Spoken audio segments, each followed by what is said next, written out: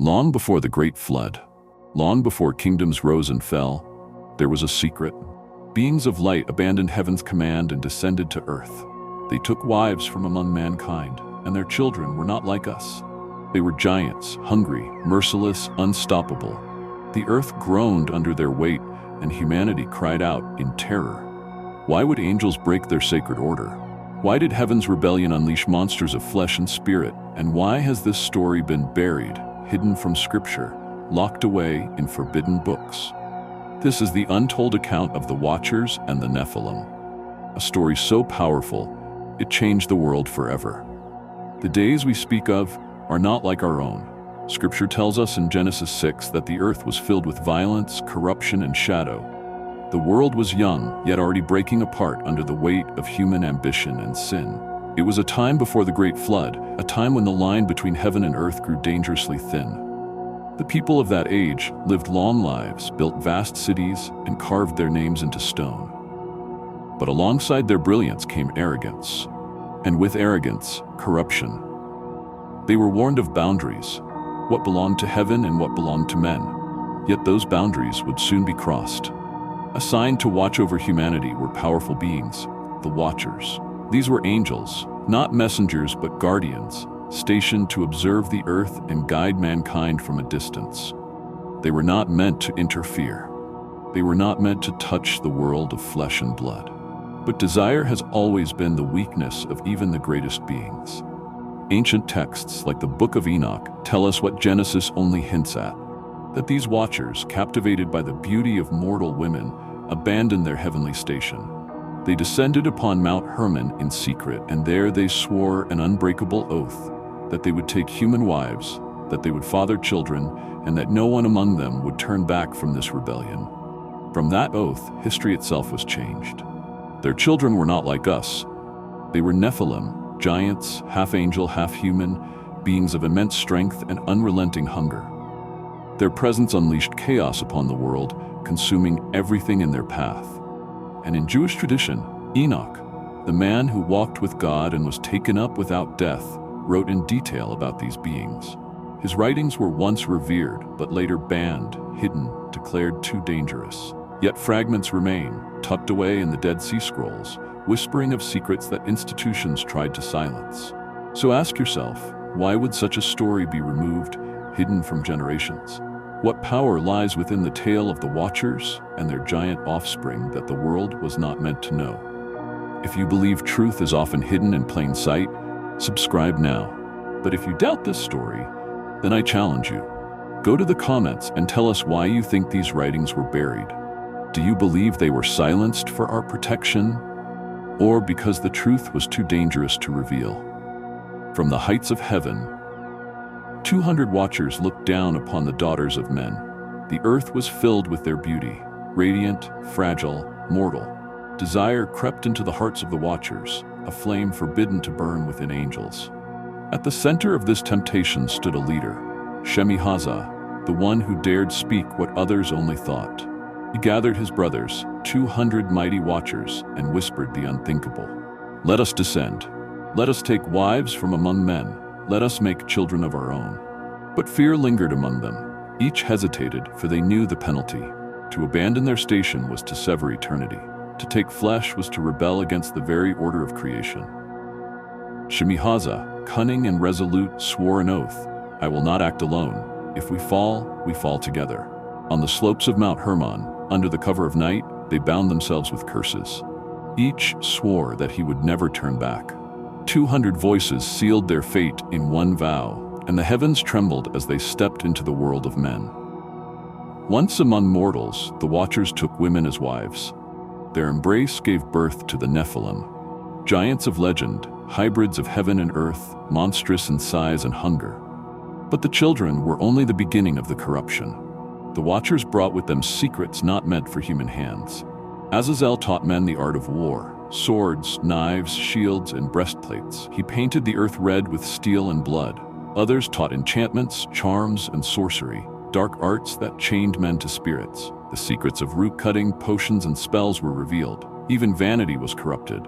The art of cosmetics, painting of the eyes, adorning women in finery that fueled lust and pride.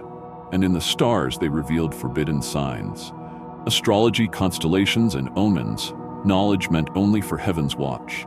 What began as whispers soon roared into chaos. Violence filled the land, cities armed for war. Men turned against their brothers, women were reduced to objects of seduction.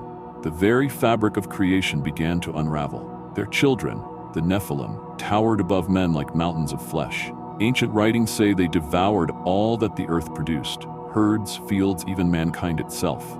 Their appetites were endless. When food ran dry, they turned on each other, tearing flesh from bone, drinking blood in unholy feasts. Men saw them and trembled, for no weapon could stand against their strength. Their voices shook valleys, their shadows swallowed villages. It was said that the ground cracked under their steps, that the rivers bled where they walked. These were not mere giants. They were abominations, proof of heaven's rebellion mingled with the fragility of men. Whispers of terror spread across the land. The sons of heaven walk among us, and their children are monsters. Men prayed for deliverance, women wept for their stolen daughters, but the heavens remain silent for now. And yet, this story is not alone. Across civilizations, echoes of the Nephilim appear. In Mesopotamia, legends spoke of the Apkallu, part divine beings who emerged from the waters, teaching men wisdom and secret arts. Some were remembered as saviors, others as corruptors. In Greece, the Titans reigned before the Olympians, giant beings cast down for their defiance. In Canaan, the Anakim and Rephaim, towering warriors who filled the hearts of Israel with fear. And in countless traditions across continents, the memory of giants and fallen gods lingers like smoke after fire. Could they all be fragments of one event? Could the Watchers' descent have left scars so deep that every culture remembers them in its own way? The oath of 200 angels shattered the order of heaven. Their knowledge corrupted, their children consumed, and mankind itself stood on the edge of destruction. The people prayed, but no answer came, not yet, because heaven was watching and judgment was already stirring. The world groaned under the weight of the Nephilim. Fields once green and abundant lay stripped bare. Herds disappeared overnight, rivers ran red with blood, and the cries of men and women rose like smoke, begging for relief. Humanity was no longer free. Giants ruled as kings, towering rulers who enslaved the weak, demanding sacrifices of flesh and gold. Women were taken as spoils, forced into unholy unions that birthed more hybrids. The Watchers themselves were no longer silent guardians. They walked among mortals like false gods. They paraded their power, boasting of secrets stolen from heaven. They taught men how to forge blades and armor, but with those weapons came endless war. They revealed enchantments and charms, but with them came blood rituals, sacrifices, and the worship of darkness. They gave the stars to mankind, not for guidance, but for chains, constellations twisted into signs of fate that bound men to fear. The more knowledge they gave, the more the earth rotted. Violence became the rhythm of life. Innocence was devoured, and every city whispered the same terror. We are ruled not by men, but by monsters. But heaven had not turned its face away. A man walked among them, chosen before the floodwaters, destined to carry God's warning. His name was Enoch. Scripture tells us Enoch walked with God, not simply living righteously, but moving in step with the divine. He was taken into visions where the veil between earth and heaven was lifted. What he saw would terrify even the boldest heart. He saw the giants towering over men, their teeth red with blood. He saw them turn upon one another, their roars shaking the mountains. He saw mothers weep as their children were dragged into the shadows, never to return. He was shown the fate of the Watchers. Chained in pits, bound beneath mountains, locked in prisons of darkness until the day of judgment. Their cries shook the abyss, but mercy was denied them. And still, the visions deepened. Rivers of fire prepared for the spirits of the rebellious. Valleys filled with flame where the Watchers would one day be cast. The spirits of the Nephilim, their bodies destroyed in the flood to come, yet their souls, restless and violent, condemned to wander the earth as evil spirits, tormenting mankind until the final judgment. Enoch was sent with a message. The Watchers would not escape justice, and the world would not remain as it was. His words rang out as warnings, but the Watchers laughed, giants mocked, and men, terrified, clung to the power that the fallen ones offered. Each passing day felt heavier than the last. each night darker than the one before. The earth itself seemed bent toward destruction, as though creation mourned what it had become. The skies were silent. Mothers hid their children. Fathers fought battles they could not win. Villages emptied under the crushing weight of fear.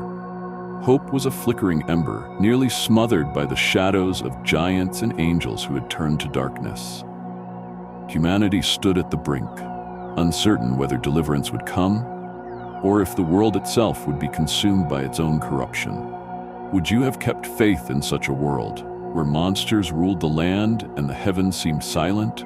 If you believe you would have stood firm, subscribe now and stand with those who refuse to bow to fear.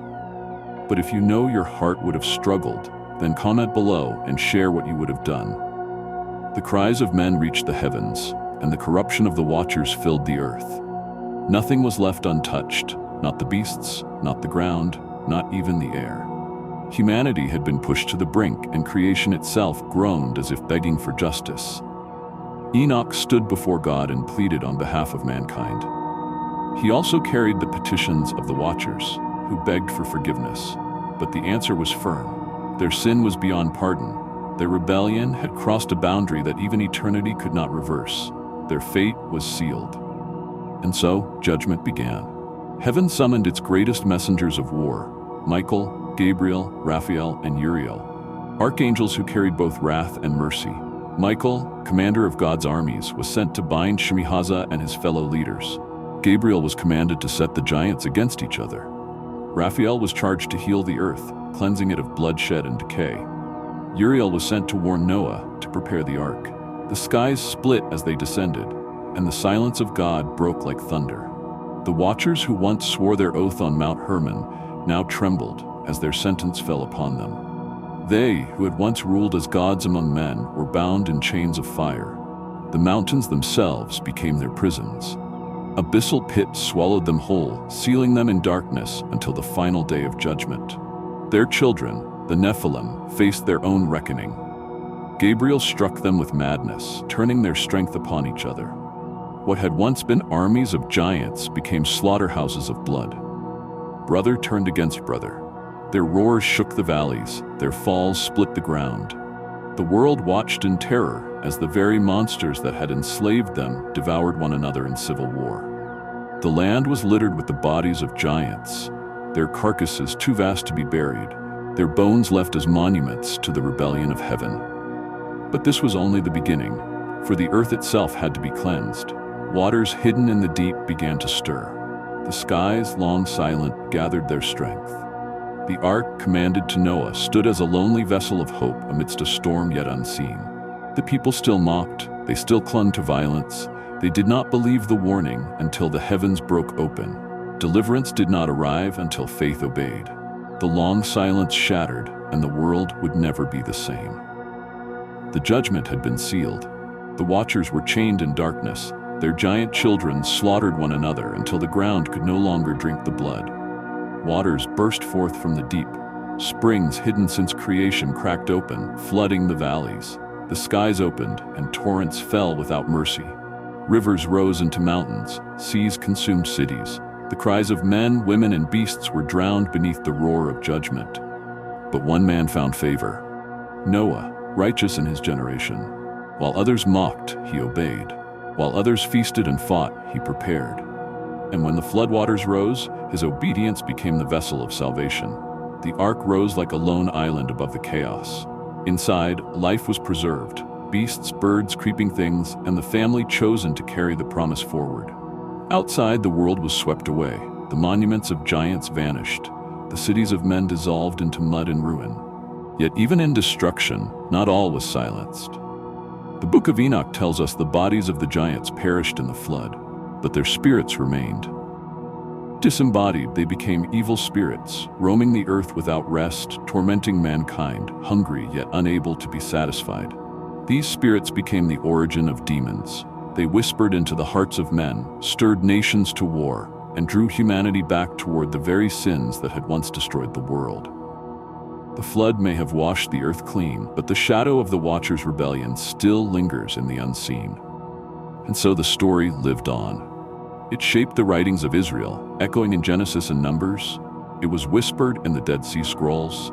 It influenced early Christianity, where visions warned of angels bound in chains until judgment.